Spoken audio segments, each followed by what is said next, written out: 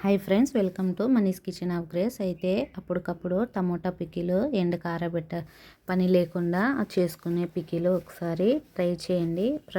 బాగా శుభ్రం చేసుకున్న టమోటాలని ఇలా తీసుకున్నాను. తర్వాత అందులో కొద్దిగా ఆవాలు, మెంతులు, జీలకర్ర ఇవన్నీ బాగా ఫ్రై చేసేసుకొని పౌడర్ చేసి పెట్టుకున్నాను. అయితే ఆరబెట్టిన టమోటాలను తీసుకొని అయితే ఒక బౌల్ తీసుకొని చిన్న చిన్న స్లైడ్స్గా ఇలా కట్ చేసేసుకున్నాను. మొత్తము కట్ చేసుకున్న తర్వాత దీంట్లో అయితే ఎండకి ఆరబెట్టాల్సిన పని లేకుండా అప్పటికప్పుడు ఈజీగా ఇలా చేసుకోవచ్చండి. మీరు కూడా ఒక్కసారి ఇలా ట్రై చేయండి, మీకు కూడా నచ్చుతుందని నేను ఈ వీడియోని పెట్టాను.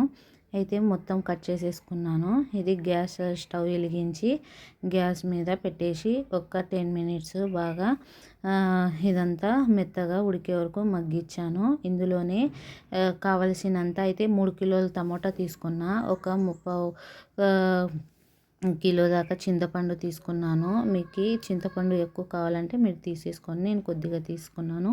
అందులోనే రుచికి సరిపడంత ఉప్పు కూడా యాడ్ చేసుకున్నాను. ఇదంతా మంచిగా మగ్గిన తర్వాత కారము సరిపడంత కారము, తర్వాత ఆవాలు, జీలకర్ర, మెంతులు పౌడర్ అది పౌడర్ చేసుకున్నాను. అది ఇందులోనే యాడ్ చేసి మొత్తం కలిపేసుకున్నాను. ఇట్లా కలుపుకున్న తర్వాత ఇది మొత్తం పూర్తిగా చల్లారవ్వాలా, అప్పుడే మిక్సీ పట్టేసుకోవాలా. కొద్ది కొద్దిగా వేస్తూ ఇలా మిక్సీ పట్టేసుకున్నాను. మొత్తం మిక్సీ పట్టుకున్న తర్వాత పోపుకి రెడీ చేసుకున్నాను. మరొక బౌల్ తీసుకొని అందులో కొద్దిగా ఆయిల్ కొద్దిగా ఎక్కువనే పడుతుంది.